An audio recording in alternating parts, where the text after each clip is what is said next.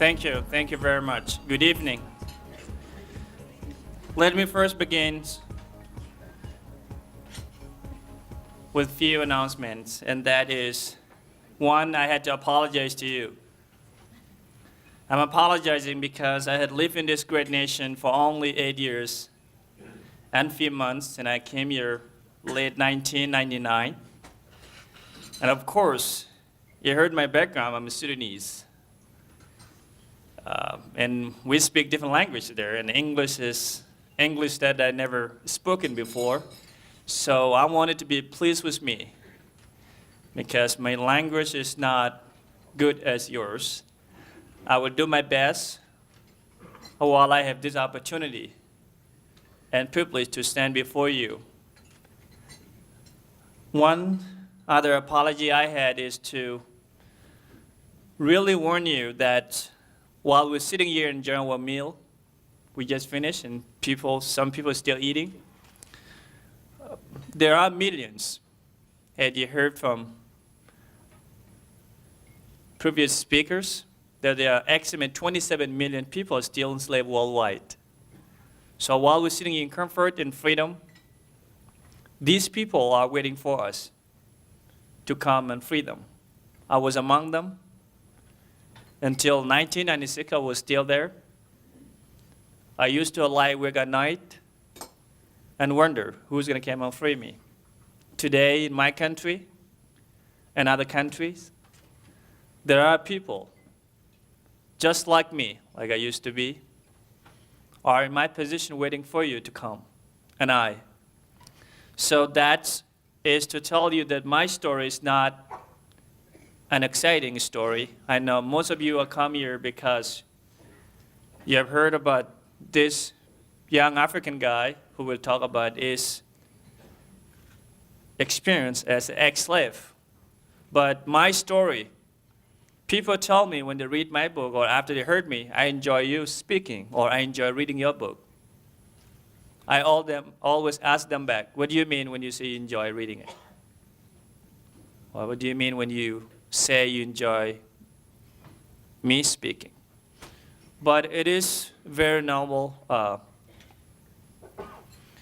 way of America that good and bad thing, you just say you enjoy when you read the story. And I'm not saying you mean something else. But my story is mixed. Very little can amuse you, my story. And that after I came to America, maybe with a culture shock for me. When I first came here, with confusion, I didn't speak the language, and the weather and food, everything was totally opposite. And that part can amuse you on my story. But most details on my book are not unhappy details, because they are all about me, about my life I live. Today, maybe I look just like each and every one of you sitting here. I don't see anything missing in me, but I know something missing, something big. I miss all my childhood. So that's the first warning, and also I would like to take a moment to appreciate. I thought I was going to put the list all the people I had to thank, but Tony, Stuart, and Michelle had done a good job by thanking these people on behalf of I always insist to say I want to thank the hosts. I want to thank the people who are interested to learn about me and about my country and the problem that they're facing other nations. Because it's meant a lot to me when I say to you, thank you, and I appreciate what you do. And I want to say that to each and every one of you. I want to thank you for your contribution. I want to thank you for your interest to learn about us. And I say about us because my people are bandit people. For over 22 years, the civil war has been going on in my country, and nobody ever spoke out about us. 2 million of our mother, fathers, brothers, and sisters killed. That include my parents. Nobody ever spoke out about them. A couple hundred of thousands of kids are still held in bondage, including women. 4.5 million of my people are displaced in southern Sudan. Until recently, 2 years ago, we had signed a peace. Peace that a person like myself have very little hope because of United States that guiding us, guiding the peace, because it has been a peace before with the same government in 1956. And they broke that peace. The Sudanese government can agree with you, but tomorrow they can change, and there's no way to convince them to keep their promise. So I am really thanking you deeply because of contribution that you make. This is my first time in the state of Idaho, if I said it right. Yes, you did. Just a few years ago, after I went to school first time in America, I learned because you have to study, American history. And that's when I came across to all this state that I visit later on. And this is the first time I've been in this state, and specifically in this town. And my boss, Jenny Castor, she's native of this place, and I don't know which town she's from. And she's just a young student who graduated a couple years ago and started her first job. And I can tell you guys are for human rights, definitely. And she worked with us, her first job with us, and she's doing it great with the American Anti-Slavery Group in Boston.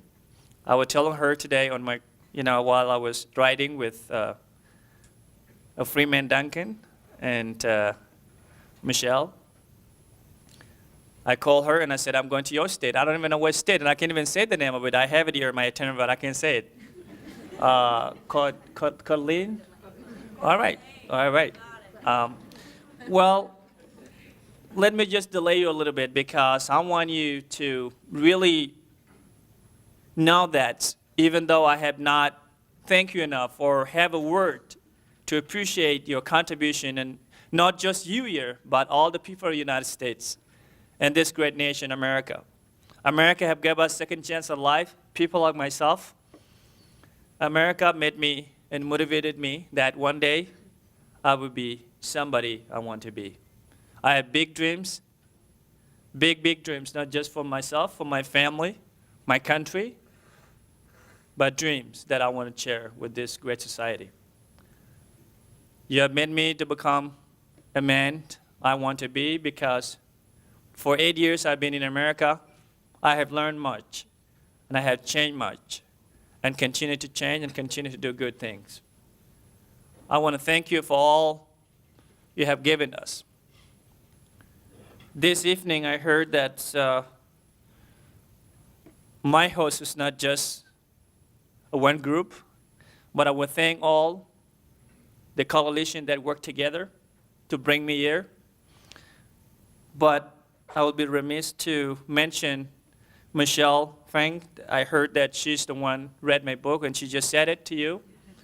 She found my book accidentally at the bookstore. Like, I went to bookstore first time, and I saw this book that I liked for whatever reason. I didn't know because of the word "cover boy" about apartheid in South Africa. And I said there, my English not enough, but I said, I'm going to buy this book. It took me 3 months to read it because I read it and go back again, read it until I understand the story. So I want to thank you, Michelle, for your contributions. And I want to thank you for what you do for not just this community,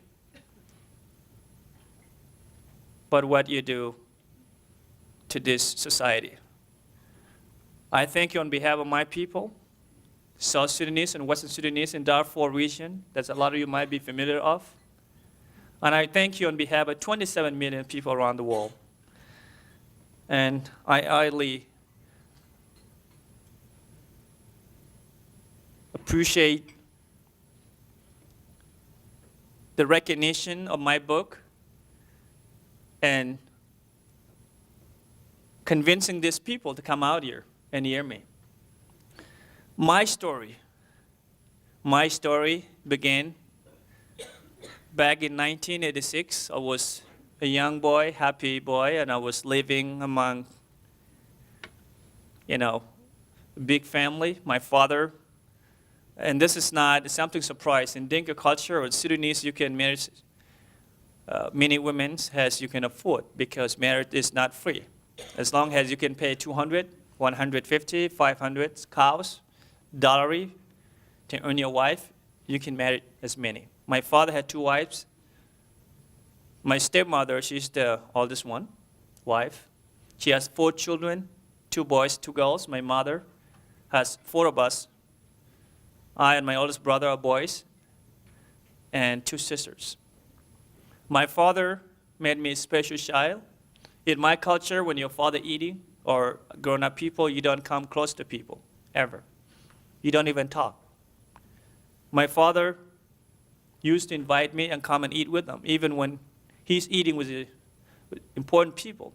He's a businessman. My father owned a lot of farms, and he has thousands and thousands of cows, I can tell you. And that's just like in America or elsewhere that you have privileged family who have millions and millions of dollars. My people are rich with cattle. My father had to rent 1,000 people to work on his farm. And he helped people in the community and within our state of Awil, A-W-E-I-L. And people call him a jug. A jug means rich man. It wasn't a joke. He was rich. We were living happy life. And I know even kids from my neighbor who come and play with me under our big mango tree. When it's come to a time of lunch or a dinner, if they're late there, I would tell them, don't go to your home. Come eat with us. My father would allow me, and my mother would provide us plenty of food to eat and milk to drink. And they don't even sometimes think about going to their homes. And I make them all like my other siblings. That life was interrupted for me. One evening, as usual, we play underneath our big mango tree. My mother came to me that afternoon and she said, Francis, I want to send you to local market to sell cooked eggs and peanuts. And I said, okay. Then she came with a girl named Nubol. She was about 15 years old, and she said, you are going with her and listen to her. Whatever she tells you at the marketplace, don't refuse her. Also make sure you get money to her. And I said, okay. She knew I was a good kid. I don't do the silly thing that kids do. I listen and I do just what I told to do. We took a trip to a local market. It's about 7 miles walk. It's not surprised, Southern Sudan, we did not have public transportation. Soon we went to that marketplace. We sat underneath the big tree. It's unlike in America. When you go to market, it means you go to a big mall that has a lot of shops inside it. But in Southern Sudan, people gather underneath the tree and they sell and buy, and afterward, everyone go where they came from. There are small shops. You can count them, 2, 3, 4, 5, 10. Not enough. When we got there, we sat there, and I was sitting next to adults, and I heard people that I sat next to them talking about smoke. And they point towards our village. I did not know what they're talking, or either what they're talking was serious issue, but they were absolutely serious. 20 minutes later, after I heard them talking, I saw people start leaving the market, and I was still thinking maybe they're done with their business. I didn't know that they were scared or something about to happen at the marketplace, or people of our village already been killed. And these militiamen, Arab tribes from northern Sudan who get supplied by the Sudanese government with weapons and everything they need and send them to the southern Sudan to kill the men and kidnapping women and children. They were on the way to the marketplace because they know where the market is. They capture people and they force them to show them the way. Literally, I look behind me and I see all these militiamen running towards us. They dress up the same dress we call jalabia. Have you ever seen the Arab, that they wear the dress and they wrap their heads? And they all were coming in every direction. And I saw them rushing in and shooting people, and I immediately saw people on the floor. It was just like a joke. Nobody was ready, and we all were shouting for help.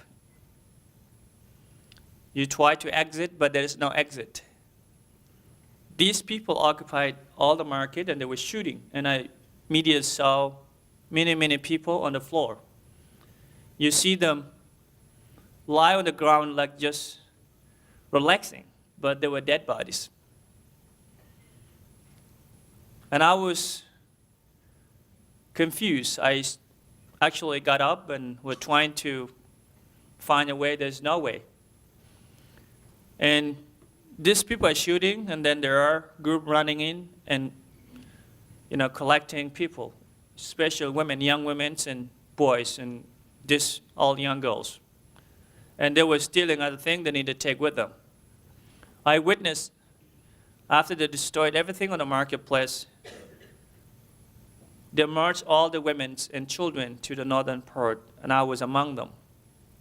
On the way, I witnessed a 12-year-old being shot. She was shot because she was crying that she seen her mother and father shot in front of her. And when a militiaman told her to shut up, and she couldn't stop. And what they did, they took her out of the group and they shot her on the head. It was a sign for kids, and everyone was crying, or trying to do something. I learned to be quiet after I saw that happen. We were divided up to militiamen. I remember the last time I heard from Nubal, the girl that I mentioned, mother sent with me. After we divided up and I left with this man who became my master for the next 10 years, Juma Abdullah, Nubal was calling my name, my African name, Piol, P-I-O-L. She was saying, Piol, why are you leaving me? Your mom told me to bring you home. Why are you going with that stranger person? Please come with me. I can tell you, I can still hear her from very long distance. That was my last time I heard from her and saw her. Today, if you ask me, where's Nubal? Whether she escaped or still there or dead, I don't know. Or even other hundreds of them who were captured with us in the same day, I don't know. I was taken to this small town called Kerio, where this militiaman lived. I remember the first impression from the family and even him. After we arrived there at the farm, he called the Wood family. It's just like you bought a new home or a car, you want to show your friends and thank you or whatever it is. And everyone was standing there, and they all were shouting, saying, Abid, Abid. And I didn't even know what Abid meant. Abid means black slave. That was my welcome. They were saying they include his mother, his wife, Hawa, and the children, and her brother-in-law, Musa. Everybody was standing there. And then a little I saw a kid walking towards me, 3 children, and they were all having stick, and they started beating me. I was bleeding. I was crying aloud until I stopped crying. I couldn't even cry. And nobody tried to help me. And I was saying to myself, what is such horrible people in the world who don't even consider the young person, and what is my guilt? Why are they sending the children to beat me? And why mother and father and even grandmother washing and they're not helping me? I was asking myself, what is that all about? Why now, this person come and steal me from wonderful life that I had with my family? I went to market not to end up where I am, but to do a favor for my mother and have fun. But why I end up in this place? I ask myself a lot of questions every day. Nothing ever changed. I was told to sleep in a small shelter close to the animals, cows and horses, and I wasn't surprised that he has a lot of animals like us, because my father told us, and my people, my tribe in particular Dinka, are a cattle people. We like cows, like people of Texas. So, but I was surprised that I was forced to sleep next to them. I was told not to do anything or touch anything without their permission. They send their children to beat me every day for no reason. I remember my master's wife, her name's Hawa. She would come and stood out in front of me and say, if my husband would allow me, I would shoot you. She would tell me, don't look at me. If she's coming, she would tell me, look opposite, look this way. Don't look at me until I tell you I'm already gone. If by mistake I look at her, she will tell me, don't move your head, stay there. She will come close to me, spit in my face, or send one of her boys and tell them to pee on me. I cannot do anything. She will say, don't open your mouth, don't move your hands. She has been like that. She always say, I'd rather not having someone to take care of our cattle than having you a beat. She only fed me once a day, and the food that she gave me, it has to be cooked in a special pot, in a special plate been given to me. Nobody eat at the same food that I eat every day. I used to refuse not to eat it, but of course without food you can't survive. I was forced to attend goats alone, hundreds of them. When one goat is missing, and some lazy goat or sick goat, I always get beaten, almost to death. My master always threatened me, saying that if you attempt again, I will kill you. I don't even know how to count, because I never taught to count. And he has hundreds of them, and sometimes they look alike. I don't even know which one is missing and which one not.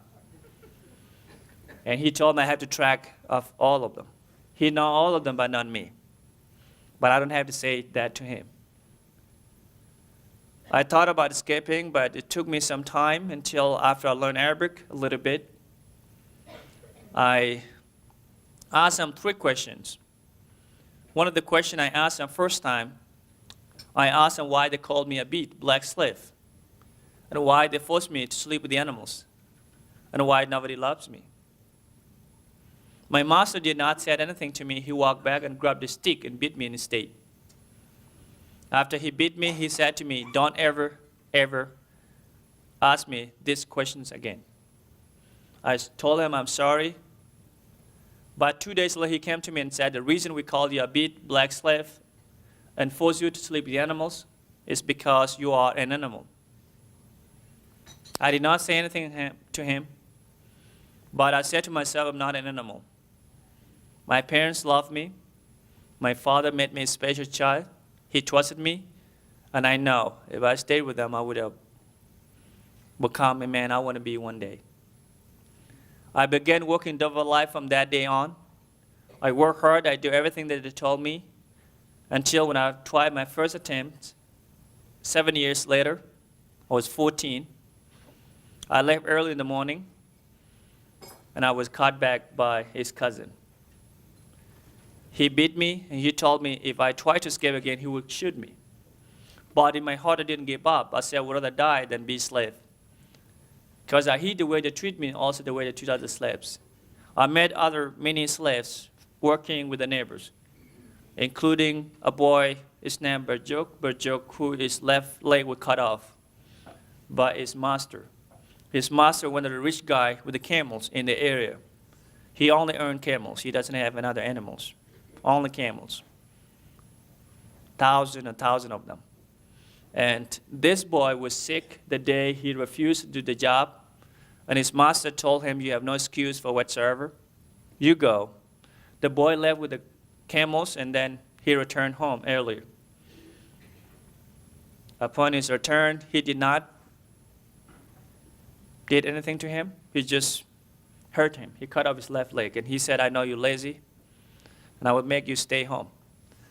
My master took me to that neighbor's home, just to witness myself what will happen if I continue or say no to whatever that he tell me to do. So I seen that. And that's one of the reasons I knew no matter how hard I would work for them or stay, they were never going to release me or appreciate me. So I tried my second attempt, that's the second day after the first one. And my master himself, Juma, caught me. It was maybe about 4 or 3 in the morning. And I thought they were sleeping. And he saw me. He did not even stop me immediately. He allowed me to walk about a mile because he knew that area is very secure. And then he got on his horse and he took his gun with him. When he came closer to me, he told me to stop, and I stopped. He told me, sit down and lie down on your chest and give me your hands back. That's all he was commanding to do. He tied me. He dragged me home.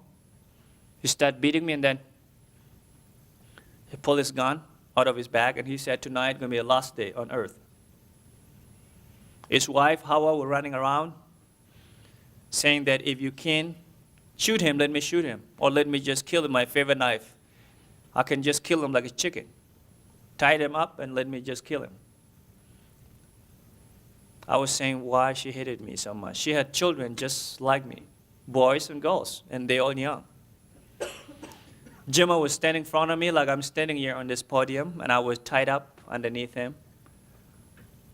All I was just waiting to shoot me. But at that moment, I just closed my eyes and said, God, please don't let him kill me. I love my parents, and I have hope in the future. He stood there until he walked back and came back after several hours and released me with the condition if I try to escape again next time, he will not even waste a second. He will shoot me. That time, I promised him and I swear to him that I will never, ever again escape. Yes, I was indeed scared. I waited for 3 more years until when I turned age 17. In 1996, I finally said, I'm not a 7 years old anymore or a 14 years old. I'm a man now, I can defend myself. I made the last decision and I was successfully lucky to make my way to the capital city of Sudan, Khartoum. I stayed in one of the refugees camp called Jabarona. First time I seen it was American, or we call it Kawaja.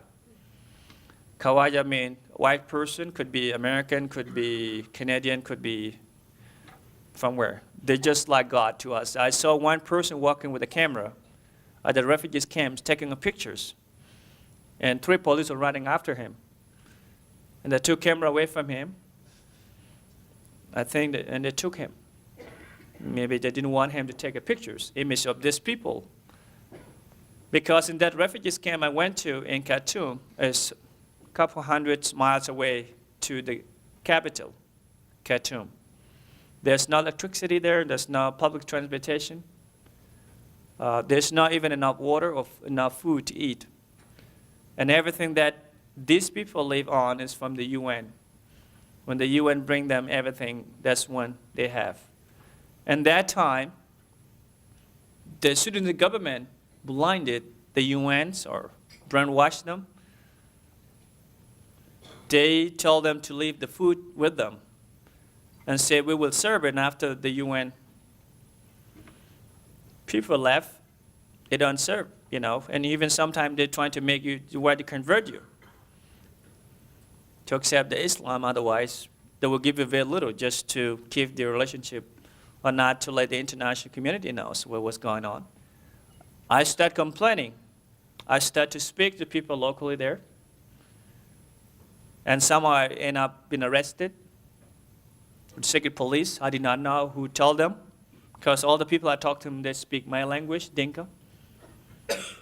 Until after I released it, I decided to go to Egypt. The person I was staying with him, he was having a small business. Just very, very small business. He had a small restaurant. And he helped me to go to Cairo. He helped me with the process of the black market. And I took a train to Sudan border in Egypt. And then from there, I jumped on a boat towards Red Sea to Cairo. I ended up in Cairo. I remember my first 22 days I spent at one of the Catholic church in Abbasiyah. I did not know anybody in Cairo. I did not have money when I went to Cairo. And I wasn't the only one person staying at that church. There are many, many people, families and singles, people who came to Egypt and they don't have anything. And they stay there and they list their names. And if you actually knew someone there that related to you or from your tribes or whatever, and you have ability to invite them, you can invite them to stay with you. And I got invited after 22 days, but one guy who used to be a leader in our village, in our state actually, state of Awil, his name P.O. Tim, he lived in Fairfax, Virginia today. He was living in a 2-bedroom apartment with 13 children, plus his wife and himself. He said, I'm going to invite you to stay with my children. I will consider you one of my 7 boys. And I am sorry that I don't have enough place or even a bed for you, but we have enough blankets, and you guys are going to share the living room. Only living room for the boys, and 1 room for girls, and 1 room for him and 2 very young girls. So I appreciate him a lot. I stayed with him, and he helped me go to the UN office with one of his sons, and I applied for the refugee status with the UNs. It took a long process. A few months later, I was accepted by the UNs. And then they told me, your case is accepted, but it doesn't mean that you will go. There's no guarantee that you will go anywhere unless you did the same interview again with INS from the United States. I said, I'm going to wait. I wait about a year, and then the INS from America went, and I was interviewed, and that's when I got my final approval. Sometime August 13 of 19, August 12, 1999, I took off from Cairo International to JFK, New York, non-stop plane, switching my plane in O'Hare, Chicago, and ended up in Fargo, North Dakota.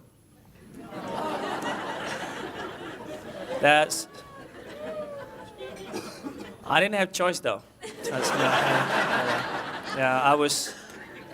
I did not even know I was going to Fargo. I just ended up there.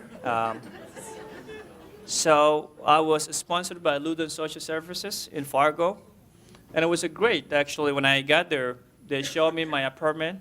They rented an apartment for me. And I was there alone. I stuck 3 weeks. I couldn't go anywhere. I don't know the language. The weather wasn't that good for me. And one other big problem was food, because I don't eat. I only eat fruit and cookies. But any food, even this guy, he's Somalian, his name Ahmed, who working with Lutheran Social Services. Whenever he came after 2 days, he bring me fruit, some banana and others, and then he shop for me chicken and beef. I don't cook anything. I don't know how to cook. And he sometimes even buy me sandwiches at McDonald's or Burger King or whatever. I don't eat them because when I see the meat, it's not well done cooked. I don't eat it.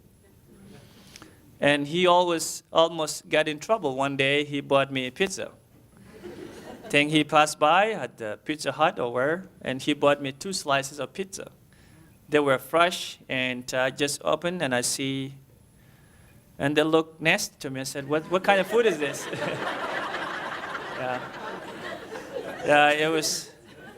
He was laughing at me, even though he's an African guy too, but he'd been here. So with that pizza, Ahmed almost got in trouble because I lift up that slice of pizza and it looked nasty to me with the cheese, and I just threw it. I spoke in my language or in Arabic, I didn't even know. He was laughing at me, said, what's going on with this guy?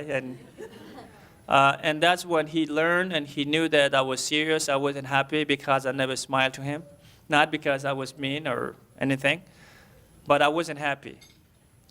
I said to myself, for 10 years, I only see people, but I don't get to express myself and talk, do other things.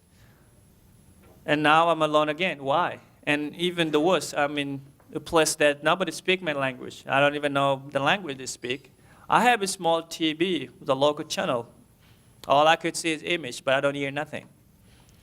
So he actually reported he did a good job to my sponsor, Barry Nelson, at the Luzon office in downtown Fargo. Until a couple of months later, I think they were frustrating too with other Iraqi family who speak Arabic and they don't speak English, and they had someone from Iraq who speak English and Arabic both. So when this guy come and he said, they hired me because of you, another fan from my country, why you never been happy? I said, thank you very, very much. This is such a great that I'm able to communicate with you. I said, first tell me who's my sponsor. He said, your sponsor name is Barry Nelson. I said, I want to meet that person. I want to thank him a lot. I told him, take me to the offices. He took me to downtown Fargo. I went there. I thanked all the people working for the Lutheran, and I thanked the Lutheran organization. And I thanked my sponsor, Barry Nelson, and I started complaining to them. I said, I'm not happy because for 10 years I was alone, and now I'm alone again. I stuck here 3 weeks, and I don't go anywhere. And I don't like the food as well. And I don't like the weather. They were laughing just like you. I think it's something. Yeah. So, and he didn't hesitate, actually. He told me we're going to mention 3 states, and we have major Sudanese population in these 3 states, and you pick which one you want to go. So they mentioned Phoenix, Arizona, and then they mentioned Iowa, Des Moines, Iowa, and Ames, Iowa. And then they mentioned also Houston, Texas. And I said, Iowa. I didn't even know where the Iowa is, and I ended up in Iowa. I ended up in Iowa on January 1st, 2000. I moved there. But it was a great choice, even though I chose the same place that have very, very similar weather. But it was good. I stayed with the family that I knew from Egypt, and they helped me get a job at the meat company called Borg Corporation. I was working at the hotel 2 in the morning, 16 hours a day. My aim was to save up some money and able to go to school. Sometime within May of 2000, I get a call from a man named Dr. Charles Jacobs. Charles Jacobs is the president and co-founder of the American Institute Group in Boston, and he heard from one of the Sudanese guy to help me to fill out the form for the UN in Cairo. His name Franco, and he lived in north of Boston. And they were big fans of what Charles does, the human rights organization representing the Sudanese people and 1 million people around the world. Charles called the family that I was staying with them to convince me to move to Boston. I said no. It took him 4 months. And then I made a decision to Boston. I went to Boston, and I did not even spend about 3 days in Boston, and Charles took me to the Capitol Hill. And I spoke to the Congress, and then he actually started sending me to a local school to speak, and I go with him. And I started speaking for middle school and elementary school and middle school and high school and colleges across Massachusetts. And then in New England State, then wildlife started going almost everywhere in America. And continuously, I never stopped doing it. I also I testified to the Senate Foreign Relations on Sudan issue, was broadcasting live on C-SPAN. I had published in the same day, that was in 2000, to meet with Secretary of State Madeleine Albright, when she's still the secretary. And then I continue. It was also an honor, again, to get invited when President Bush was sending a special envoy to northern Sudan, Khartoum, the capital of Sudan, Khartoum, former Senator from Missouri, John Danforth, to witness. I think I was among 40 Congress and some other community leaders were there. And I had a chance to shake hands with him. And I talked to Colin Powell a lot that time. I did not talk to President Bush. We shook hands and he left. And just shook the hand with Colin Powell, and I didn't release his hand. I said I had something to tell you before I release you. I told him that I just learned that African Americans were brought from Africa. Their ancestors were brought from Africa. And that you have a duty to help my people because you are African American, and people who are dying in Sudan are black African like you.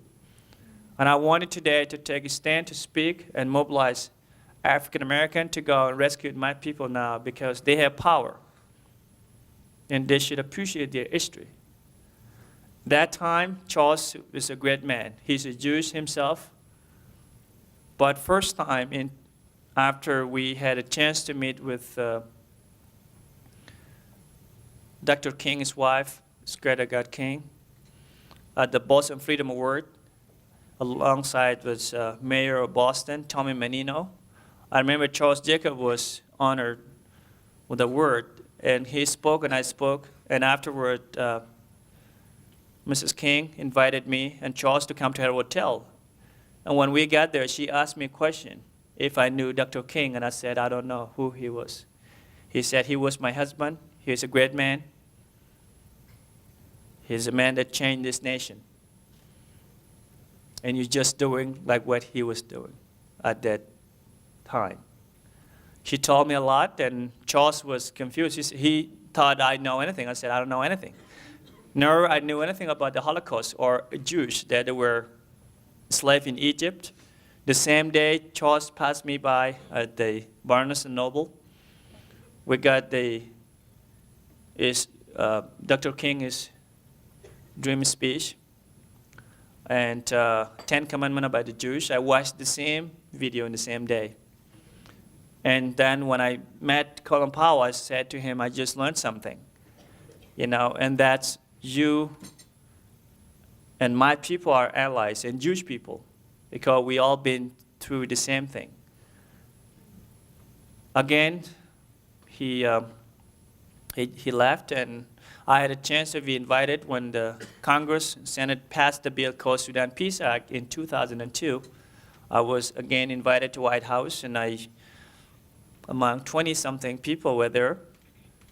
I saw President Bush speaking. I was just sitting here close by. And after he done, I stood up and I said, President Bush, I want to thank because he was thanking me. And I said, I want to thank you. Personally, I want to thank you on behalf of my people. And I told him that if women and children knew today in Sudan you signed the law for them, the sad face will light up in hope. I said, President Bush, I wanted to promise that today, not tomorrow, today, on this day you will act. You will stop the horrible government who killing our people. President Bush came towards me after I done speaking. He shook hands with me. He held my hands. He thanks once again, and he was joking with me too that even though I seem taller than him, he can beat me one-on-one at a basketball court. There was a funny picture of me and him on the New York Times. He was looking up at me. Before I released him for good, I said, President Bush, I want to do something. Don't wait for another 20 years. He said, we are ready to act. I appreciate him, though that many of you can agree with me with the Bush administration. But he's a great man. He's a hero for the Southern Sudanese people. He had helped to stop the long civil war that claimed the life of 2 million, as I mentioned to you before. That's more than people that we heard killed in Kosovo, Rwanda, Somalia, and Bosnia and Haiti combined. President Bush acted urgently. The peace was signed between the South Sudanese rebels and the fundamental government in Khartoum. Though that we have lost our leader, Dr. John Garang, who fought the war for us for all these years, and after he agreed to become a vice president to Republican President Bashir, dictator President Bashir, he had died on the helicopter crash or killed just while he visited his friend or colleague from school, President of Uganda, on his way to his home in southern Sudan. He didn't make it. Just 3 weeks after he accepted to become vice president, he died. But someone succeeded his footstep, that General Salva Kiir. He's now taken his position as the first vice president of the Republic. and also President of Southern, government of Southern Sudan. And things are changing a little bit now because the international community are just trying to pay attention. But the same government, very smart. While we were negotiating the peace with them in Nairobi, Naivasha, they have shifted the war immediately to Darfur region. And that's the war that started in 2003, claimed the lives of many, many people in Darfur and continue even today. And I saw President Bashir was speaking at the UN General Assembly in New York on his speech mentioning that I don't even know what the American thinks. I don't think we would allow them to colonize our country like it was colonized by British. He was speaking with confidence and, people, because he was saying that the UN peacekeeping troops cannot be sent to Darfur to rescue the innocent people. He favored the Arabic peacekeeping troops, which they do pretty much his job, but not the job that they would. And AU, African Union, are not strong enough. And they've been accused too, doing terrible things to refugees people. So I stand before you today just to walk you through that history. And most importantly, I am here to ask you what is good your freedom that you have. If you don't use it, help those who are living a dream of freedom. I urge you today, even though you have studied doing something, to do even more.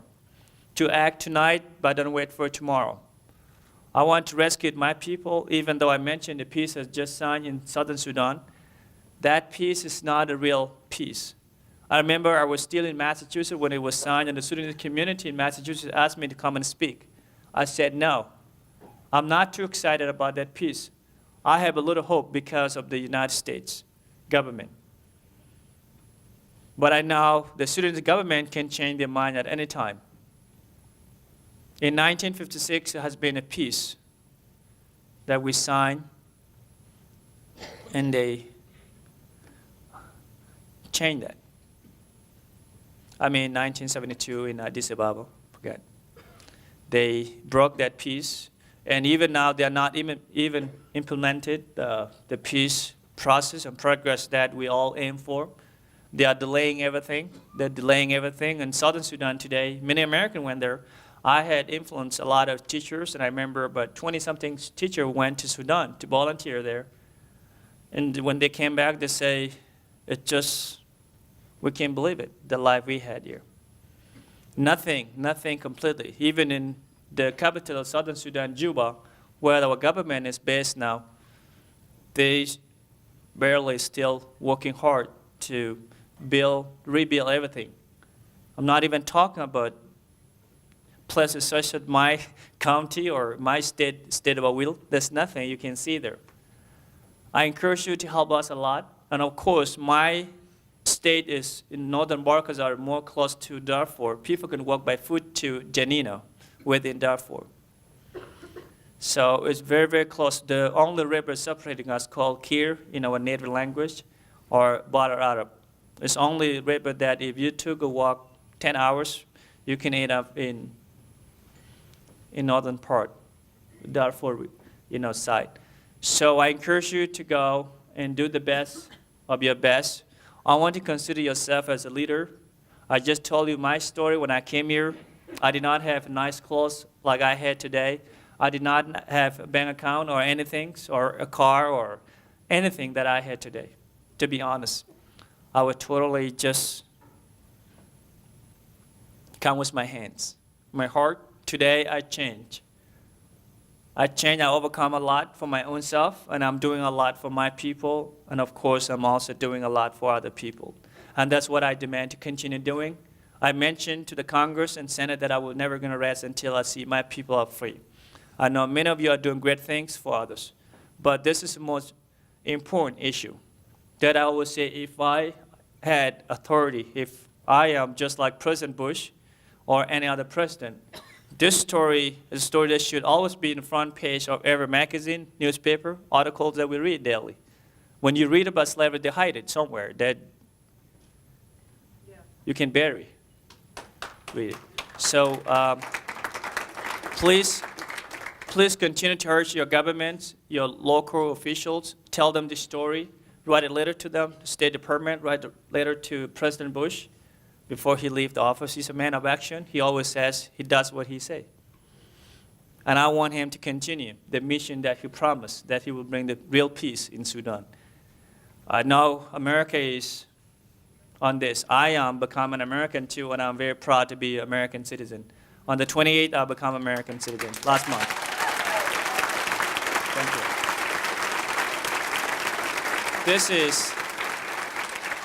This is a great place. America is not America for American people. America is a nation for the whole world. Everyone come to this nation and become something. When I asked my teacher when I was going to evening high school in Boston, Mr. Ryan Oliver, I said, who are American? Because we were reading American history, and he said, Francis, that's a hard question for me. If you ask about 10 of us here, we are all American. You will hear each one of us has a different background from his great-great-parents. So he said America is for everybody. I said, I can tell, because I see all kinds of people here. And I'm sometimes embarrassed to ask them even, because they speak English well. They say they were born here in New York, in Boston, in somewhere. So you can't claim anything. America is a great nation. That's why I thank Americans for giving me a second chance at life to relive my dream again. America has everything. And I want you to know whatever you will do or say can make a difference. And I demand you continue with effort and the hospitality that you have for all. When we mention international community, we mean America to act, to go and help people in Darfur tomorrow, in southern Sudan, or in all country, to make Sudan a great place.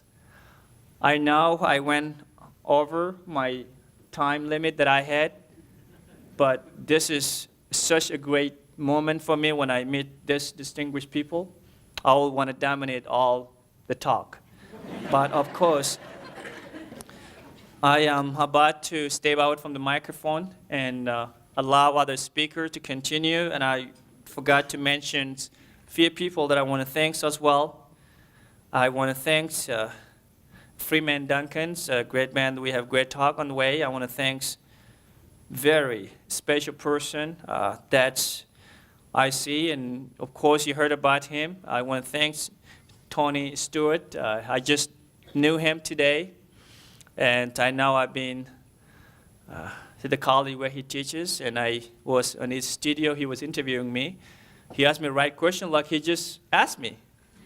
That's all my favorite question he asked me, because they are such important questions. They are very simple, but they mean a lot, because sometimes we forget about simple things. These simple things are very important. So I thank you, Tony, for the great work you do. You're not a man for your people. Yeah, you can tell. I can tell you deserve. Such a word you just earned today, because you do great things. And I will, urge you to continue and tell more story for others. I want to thank other special person too I just talked to, inspired me a lot, and I heard that he had done great too. I want to thank Marshall Mann, if I say it. He's a great man. I just talked to him today, and Michelle been telling me great people that she worked with and inspired her and make her to become in position where she is. And he's one of the people. For those who have not mentioned your name, I greatly thank you from the bottom of my heart. I look forward to talking to you sometime in the future, and I look forward to sign your copies of my book that you have. And if you have more time, I'm not leaving until 8 in the morning tomorrow. We can stay here. That's what my plan gonna leave. So I'm gonna stay to answer any question from you. Thank you very, very much for having me.